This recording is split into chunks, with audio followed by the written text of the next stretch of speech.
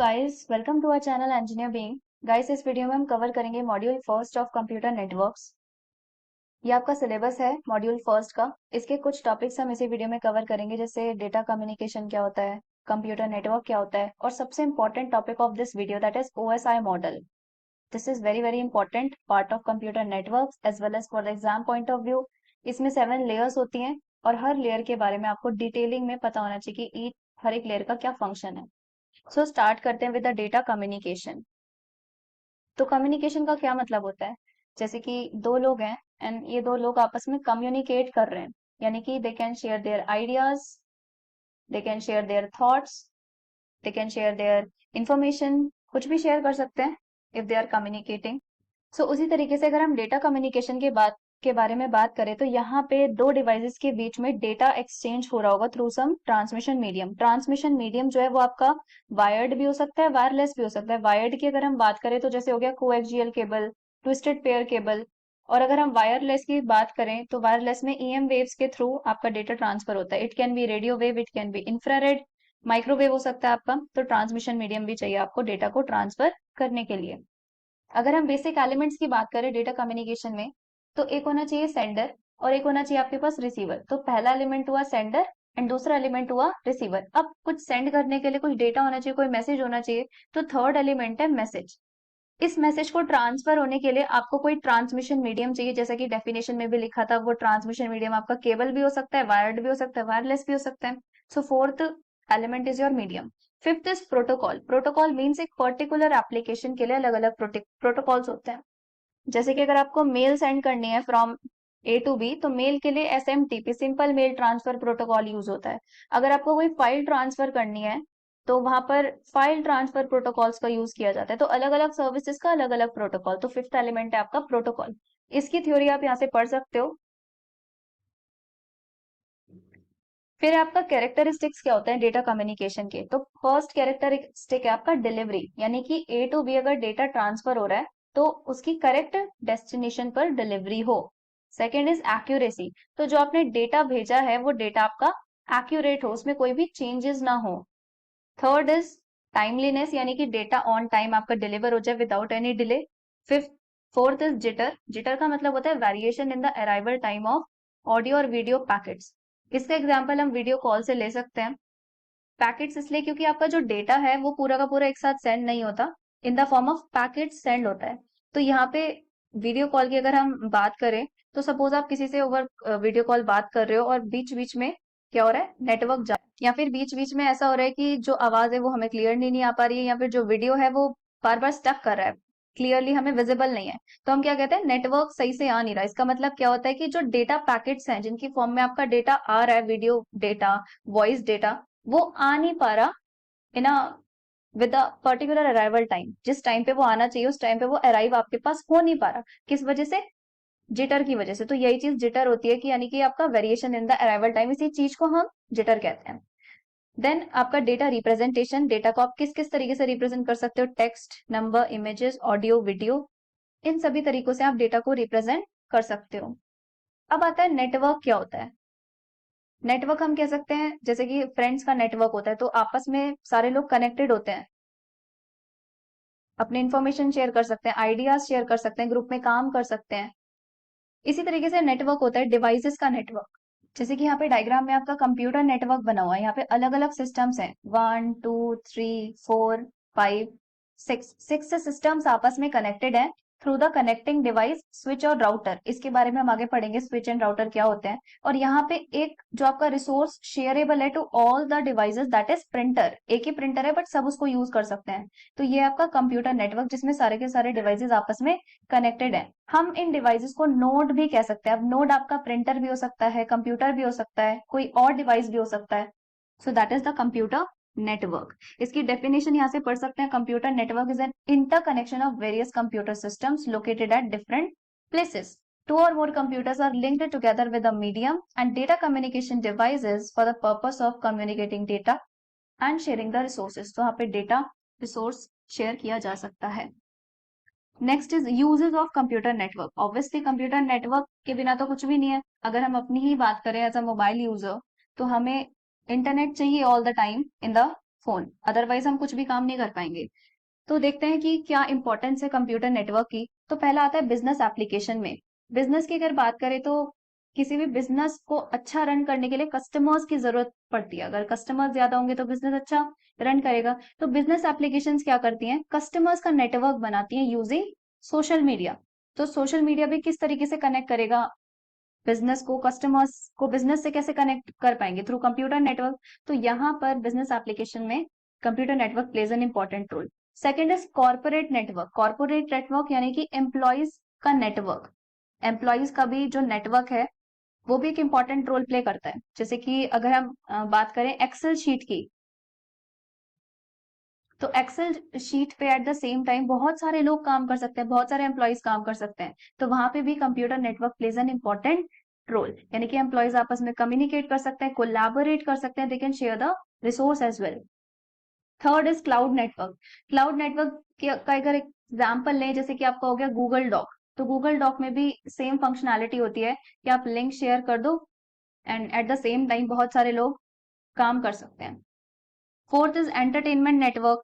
Entertainment network mean suppose कोई नया music आया तो वहां पे स्पॉटिफाई पर उसको डाला जाएगा, या फिर कोई नई मूवी आई तो उसको नेटफ्लिक्स पे डाला जाएगा। तो यहाँ पे स्पॉटिफाई हो गया, नेटफ्लिक्स हो गया, इनको यूज किया जाता है to expand the network, entertainment network. तो यहाँ पे भी computer network plays an important role. Fifth is mobile user. जैसे कि मैंने आपको बिगनिंग में बताया कि हम एज अ मोबाइल यूजर हमें ऑल द टाइम इंटरनेट चाहिए अपने फोन में, या वाईफाई चाहिए जिससे कि हम सारे काम कर सकें। हर चीज के लिए वी नीड इंटरनेट।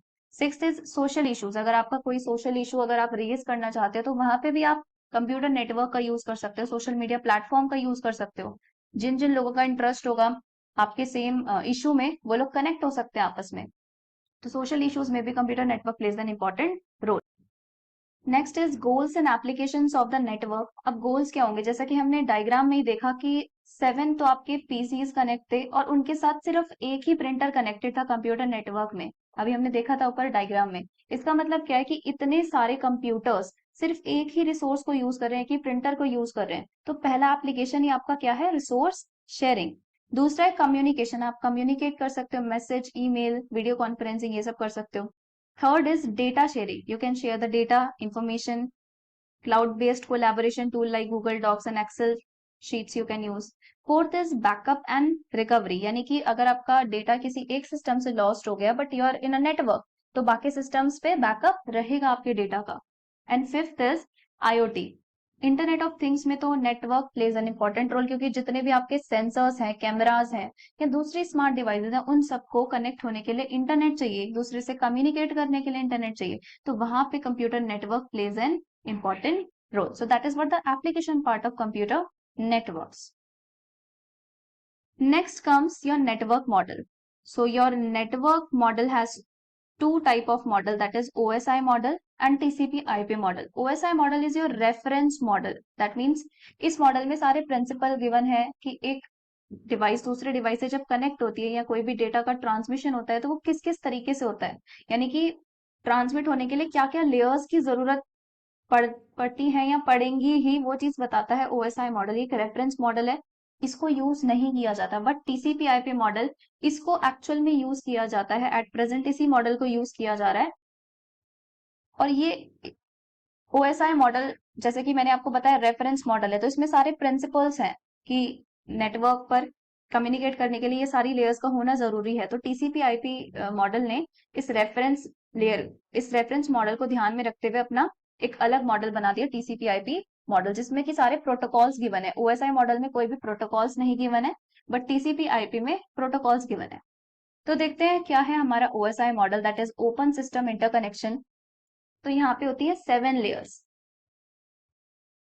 यह आपका सेंडर पीसी और यह आपका रिसीविंग पीसी। यहाँ पे 7 लेयर्स है, और जब सेंड होता है डेटा एप्लीकेशन लेयर से आता है फिजिकल लेयर पर। फिजिकल लेयर पे यहाँ पे होता है आपका ट्रांसमिशन मीडिया। उसके बाद आपका जो डेटा रिसीव होता है रिसीवर पे, वो physical layer to application layer travel करता है। तो आपकी जो पहली लेयर है, जो बॉटम मोस्ट लेयर है, that is the physical layer. Second is data link, third is network, fourth is transport, fifth is session, sixth is presentation and seventh is the application layer. इन हर एक layer के बारे में हम पढ़ेंगे detailing में, और आपको हर एक लेयर के फंक्शन के बारे में पता होना चाहिए। So first is your physical layer.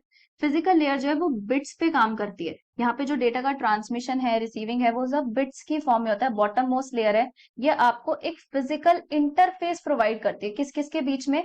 आपका ट्रांसमिशन मीडिया हो गया और आपके जो कनेक्टेड डिवाइसेस हैं उनके बीच में फिजिकल इंटरफेस का provide kind of physical interface provide करती है ये। अब इसके फंक्शंस क्या क्या है? फंक्शंस है इसके बिट सिंक्रोनाइजेशन, यानी कि सेंडर टू रिसीवर बिट्स जो है वो सिंक्रोनाइज्ड होने चाहिए। इसका क्या मतलब है कि सपोज सेंडर ने कोई डेटा सेंड किया और उस डेटा में नॉइज आ गई, तो डेटा थोड़ा बहुत चेंज हो गया, तो जो रिसीवर की क्लॉक है वो सिंक्रोनाइज्ड होनी चाहिए। ठीक है, जो रिसीवर की क्लॉक है और सेंडर की क्लॉक है वो सिंक्रोनाइज्ड हो, यानी कि यहाँ पे अगर नॉइज भी आ गई है डेटा में तो भी रिसीवर के एंड पे जो डेटा है वो करेक्टली इंटरप्रेट हो। तो ये कब होगा? अगर आपका डेटा सिंक्रोनाइज्ड होगा। सेकेंड इज बिट रेट, की किस रेट पर बिट का ट्रांसमिशन करना है, वो भी फिजिकल लेयर का फंक्शन होता है। थर्ड इज फिजिकल टोपोलॉजीज को स्पेसिफाई करना। टोपोलॉजी का मतलब होता है कि किस तरीके से आपके डिवाइसेस कनेक्टेड है, डिवाइसेस का किस तरीके से कनेक्शन है, क्या वो इस तरीके से कनेक्टेड है स्टार टोपोलॉजी में, या फिर आपके डिवाइसेस इस तरीके से कनेक्टेड है। तो बिट्स का जो ट्रांसमिशन है, रिसीव करना है बिट्स को, तो वो सब कुछ डिपेंड करेगा ना कि किस तरीके से आपके डिवाइसेस कनेक्टेड है। तो यहाँ पे फिजिकल लेयर पर ये भी स्पेसिफाई करना जरूरी है कि क्या आपका अरेंजमेंट है नेटवर्क पे डिवाइसेस का। Next is transmission mode. तीन टाइप के ट्रांसमिशन मोड्स होते हैं आपके, simplex, half duplex and full duplex. Simplex में अगर ए टू बी डेटा का ट्रांसफर हो रहा है तो ए हमेशा एज अ सेंडर ही काम करेगा और बी हमेशा एज अ रिसीवर ही काम करेगा। ये रिवर्स नहीं हो सकती कभी भी, डायरेक्शन एक ही डायरेक्शन में होगा डेटा का ट्रांसफर। हाफ ड्यूप्लेक्स में क्या होता है कि एट अ टाइम एक ही डायरेक्शन होगी, या तो फर्स्ट वाली डायरेक्शन होगी या सेकंड वाली डायरेक्शन होगी, दोनों डायरेक्शन हो तो सकते हैं but at a time one. Full duplex में क्या होता है? एट अ टाइम दोनों डायरेक्शन हो सकती है, so that is full duplex. Next is line configuration. So line configuration का मतलब यही होता है कि किस तरीके से आपके डिवाइसेस कनेक्टेड है। कॉन्फ़िगरेशन का मतलब यहाँ पे है कनेक्शन। सो ये सारे फंक्शंस थे हमारे फिजिकल लेयर के। Second layer is your data link layer. This is the second layer. Data link layer पे फ्रेम्स की फॉर्म में हम डेटा को रिप्रेजेंट करेंगे, यानी कि डेटा जैसे नेटवर्क लेयर से आ रहा होता है, हमने 7 लेयर्स देखा, physical, data link, network, transport and so on. तो यहाँ पे डेटा जो है नेटवर्क लेयर पे in the form of packets आता है। तो पैकेट्स वाला जो डेटा है वो डेटा लिंक लेयर पे जाता है। अब डेटा लिंक लेयर क्या करेगा? उन पैकेट्स वाले डेटा को फ्रेम्स में कन्वर्ट कर देगा। तो पहला फंक्शन जो है डेटा लिंक लेयर का, दैट इज व्हाट? फ्रेमिंग।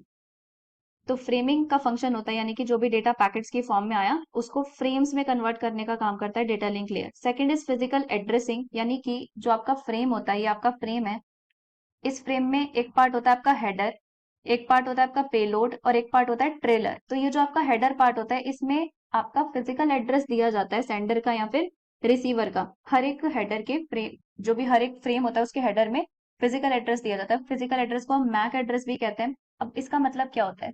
आपके डिवाइस का एक फिजिकल एड्रेस होता है जो हार्डवेयर, जिसको हम हार्डवेयर एड्रेस भी कहते हैं, जो at the time of manufacturing दिया जाता है, जिससे कि आपका जो डिवाइस है वो ऑन नेटवर्क यूनिकली आइडेंटिफाई हो पाए। तो ये होता है आपका फिजिकल एड्रेस। ये 48 बिट्स का होता है। Next is error control. अब सपोज आपने कोई डेटा ट्रांसमिट, ये होना था सेंडर साइड से और ये रिसीवर साइड पे ये ट्रांसमिट हुआ, तो एक बिट में चेंज आ गया ना, तो इस बिट, यहाँ पे जो चेंज है ये क्या है? ये चेंज एक एरर है। तो इस एरर को डिटेक्ट करने के लिए भी हमारे पास कुछ मैकेनिज्म होते हैं in data link layer. Fourth is flow control. Flow control का मतलब है कि स्पीड्स को एडजस्ट करना, डेटा ट्रांसफर की स्पीड को एडजस्ट करना। जैसे कि सेंडर टू रिसीवर है, सेंडिंग स्पीड ज्यादा है और रिसीविंग स्पीड कम है, तो इससे क्या होगा? डेटा लॉस हो जाएगा। तो आपको स्पीड्स को भी एडजस्ट करना पड़ेगा जिससे डेटा लॉस ना हो। Fifth is access control. Access control का मतलब है कि सपोज ये आपका ट्रांसमिशन मीडिया है, ट्रांसमिशन लाइन है जिसके थ्रू डेटा सेंड होगा, और इसी ट्रांसमिशन लाइन के थ्रू दो devices at the same time data को ट्रांसफर कर रहे हैं। तो इससे क्या होगा? डेटा में कोलिजन हो जाएगा, यानी कि डेटा में नॉइज हो जाएगा, दोनों डेटा आपस में मिक्स भी हो सकते हैं, तो इससे कोलिजन हो गया काइंड ऑफ डेटा में।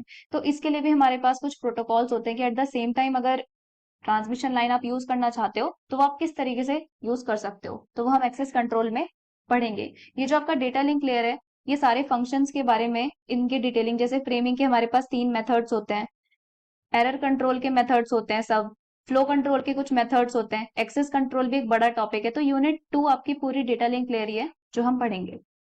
Third is your network layer. Network layer पे पैकेट्स की फॉर्म में आता है डेटा। ये रिस्पॉन्सिबल होता है source to destination delivery of packets के लिए, और यहाँ पे जो आपका है लॉजिकल एड्रेसिंग का यूज किया जाता है, यानी कि आईपी एड्रेस भी हम इसको कह देते हैं। ये आपका डिपेंड करता है कि आईपी एड्रेस IPv4 है या IPv6 है। IPv4 होगा तो 32 बिट्स का होगा, IPv6 होगा तो 128 बिट्स का होगा। इसके फंक्शंस देखते हैं। पहला फंक्शन है राउटिंग।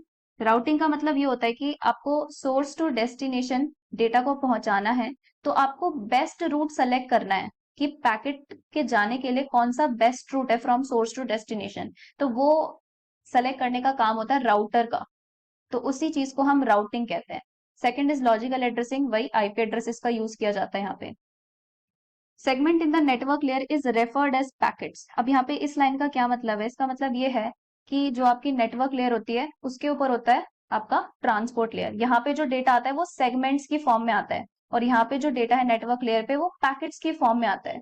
तो जो ट्रांसपोर्ट लेयर से डेटा नेटवर्क लेयर पे जाता है तो वो सेगमेंट्स को हम पैकेट्स कहते हैं।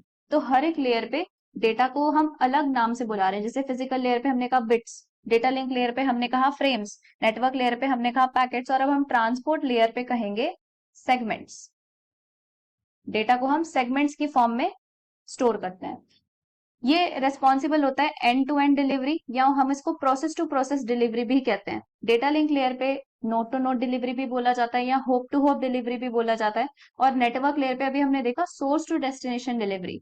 इस डायग्राम से समझते हैं। सपोज ये आपका ए सिस्टम है, ये बी सिस्टम है, A to B data transfer आपको करना है। तो इसके बीच में अलग अलग कनेक्टिंग डिवाइसेज होंगे, जैसे एक ये डिवाइस है, एक ये डिवाइस है, ये डिवाइस है, जिनको हम नोड्स कहते हैं। अभी हमने देखा कंप्यूटर नेटवर्क में नोड्स आपके कंप्यूटर्स भी हो सकते हैं, सिस्टम आपका कोई और कनेक्टिंग डिवाइस जैसे कि स्विच हो गया, राउटर हो गया, ये भी हो सकते हैं आपके कनेक्टिंग डिवाइसेस इन बिटवीन, इनको भी हम नोड्स कह सकते हैं। तो यहाँ नोड टू नोड डिलीवरी के लिए कौन रिस्पॉन्सिबल है? Data link layer. Host to host delivery के लिए कौन रिस्पॉन्सिबल है? Network layer. और यहाँ पे टर्म यूज की गई है प्रोसेस टू प्रोसेस डिलीवरी, जिसको हम एंड टू एंड डिलीवरी भी कहते हैं। उसके लिए कौन रिस्पॉन्सिबल है? आपकी ट्रांसपोर्ट लेयर। अब इसको एक एग्जांपल से समझते हैं कि प्रोसेस टू प्रोसेस का क्या मतलब है। सपोज ए को मेल सेंड करनी है बी को, ठीक है। अब बी जो है वो आपका है रिसीवर। रिसीवर ने अपने सिस्टम पर बहुत सारे एप्लीकेशंस को ओपन किया हुआ है, ब्राउजर भी चला रहा है, मेल भी ओपन किया हुआ है, फाइल भी ओपन की हुई है, और भी बहुत सारे एप्लीकेशंस को ओपन किया हुआ है। अब ए चाहता है कि मेल जो है वो बी तक जाए और बी के मेल इनबॉक्स में ही, मेल वाले सेक्शन में ही रिसीव हो, कहीं और रिसीव ना हो जाए सिस्टम पे। तो यानी कि प्रोसेस टू प्रोसेस डिलीवरी, अगर आप मेल सेंड कर रहे हो तो वो मेल सेक्शन में ही जाके डिलीवर हो, कहीं और ना डिलीवर हो जाए। तो इसके लिए हम पोर्ट एड्रेसिंग का यूज करते हैं। जैसे कि मेल के लिए पर्टिकुलर पोर्ट नंबर होता है, तो आपका जो मेल है वो रिसीवर के एंड पे मेल सेक्शन पर ही रिसीव होगा, सिस्टम पे कहीं और किसी और एप्लीकेशन पर रिसीव नहीं होगा। तो यहाँ प्रोसेस टू प्रोसेस डिलीवरी के लिए कौन रिस्पॉन्सिबल है? Transport layer. अब मैंने आपको बोला कि यहाँ पे सेगमेंट्स में डेटा आता है, तो डेटा को हम ब्रेक कर देते हैं in the form of segments, छोटे छोटे पार्ट्स में, स्मॉलर यूनिट्स में, और फिर उनको दोबारा से इकट्ठा रीअसेंबल कर दिया जाता है at the destination. Second is service point addressing. Service point addressing means वही पोर्ट एड्रेस का यूज किया जाता है for process to process delivery. Third is services provide करता है। टू टाइप की सर्विसेज यहाँ पे प्रोवाइड की जाती है, connection oriented and connection less services. ये दोनों पॉइंट्स हम बहुत बार यूज करेंगे इन कंप्यूटर नेटवर्क, तो आपको डिफरेंस पता होना चाहिए कि कनेक्शन ओरिएंटेड और कनेक्शन लेस का मतलब क्या होता है। कनेक्शन ओरिएंटेड में क्या होता है कि A to B अगर आपको डेटा सेंड करना है तो यहाँ पे पहले कनेक्शन को स्टैब्लिश किया जाता है, उसके बाद डेटा ट्रांसफर किया जाता है। और यहाँ पे जो आपका रिसीवर है B, ये आपको एक्नॉलेजमेंट भी देगा सेंडर को कि yes the data is received. Connection less में क्या होता है? अगर आपको A to B data transfer करना है तो यहाँ पे पहले से कोई कनेक्शन स्टैब्लिश नहीं किया जाता। दूसरी चीज, ये रिलायबल सर्विस होती है, और यहाँ पे अनरिलायबल सर्विस बोला जाता है कनेक्शन लेस को, क्योंकि यहाँ पे कोई भी एक्नॉलेजमेंट नहीं आता फ्रॉम द रिसीवर साइड की डेटा आपका रिसीव हुआ है या फिर नहीं रिसीव हुआ है। ट्रांसपोर्ट लेयर को हम हार्ट ऑफ OSI मॉडल भी कहते हैं, और ऑपरेटिंग सिस्टम के थ्रू ये लेयर ऑपरेट होती है। Next is your session layer, that is the fifth layer. Session layer को हम ऐसे समझ सकते हैं जैसे कि अगर आप वीडियो कॉल पे किसी से बात करते हो, तो सपोज आपने थोड़ी देर बात की, उसके बाद आपका कनेक्शन फिर से टूट गया, अगेन रिकनेक्ट होता है, हमें दिखता भी है उस पे वीडियो कॉल पे कि दोबारा से कनेक्शन जुड़ रहा है। तो ये अलग अलग सेशंस होते हैं आपके, इसके लिए ही रिस्पॉन्सिबल होता है सेशन लेयर, यानी कि सेशन स्टेब्लिशमेंट करना, उसको मेंटेन करना और फिर उस सेशन को टर्मिनेट भी करना। और सिंक्रोनाइजेशन का क्या मतलब है कि सपोज आपका सेशन जो है वो बीच में कनेक्शन टूट गया किसी वजह से, तो आप उसको रिकनेक्ट करने का, रिज्यूम करने का काम वहीं से, तो वो काम होता है synchronization. Third is dialog controller. Dialog controller means कि आपका ट्रांसमिशन मोड क्या है, it can be half duplex और फुल ड्यूप्लेक्स, जो हमने अभी फिजिकल लेयर पे पढ़ा। Next is your presentation layer, that is your sixth layer. इसके 3 काम होते हैं, translation, encryption, decryption and compression. Translation यानी कि आपने data from one form to another form transmit कर दिया, जैसे आस्काई टू EBCDIC यानी कि extended binary coded decimal interchangeable code, जैसे एक ही वैल्यू आस्काई में 65 होती है, तो ये EBCDIC ये भी एक आपका डेटा रिप्रेजेंटेशन का तरीका है, जैसे 65 एज 65 हम रिप्रेजेंट करते हैं एको इन आस्काई वैल्यूज। तो अगर हम इस तरीके से रिप्रेजेंट करेंगे तो यहाँ पे कोई और वैल्यू होगी एक ही, तो ये हुआ डेटा को ट्रांसलेट करना। दूसरा एनक्रिप्शन डिक्रिप्शन, जैसे कि आपने डेटा को एनक्रिप्ट कर दिया, फिर आपने रिसीवर एंड पे रिसीवर ने डिक्रिप्ट कर दिया डेटा को। थर्ड इज कंप्रेशन, यानी कि नंबर ऑफ बिट्स को कम कर देना, जिससे कि डेटा आपका over the network easily transmit हो जाए, ज्यादा दिक्कत ना आए। सेवेंथ लेयर और जो आपका टॉप मोस्ट लेयर है, that is the application layer, जिसके थ्रू आपका यूजर इंटरेक्ट करता है। यहाँ पे आपकी सर्विसेज जो है, जैसे कि network virtual terminal, file transfer access and management, mail services, directory services, ये सारे फंक्शंस होते हैं आपके एप्लीकेशन लेयर के। तो जो आपका OSI मॉडल है, it is just a reference model, but it is very very important model of computer network. Implemented नहीं है ये, जो आपका करंट मॉडल इम्प्लीमेंटेड है जिसको हम यूज करते हैं, that is TCP IP model, जिसमें हम एक्चुअल प्रोटोकॉल्स के बारे में पढ़ेंगे। So guys, that is all about this video. Do like this video, also subscribe to this channel and also share it with your friends. So guys, मिलते हैं next video में।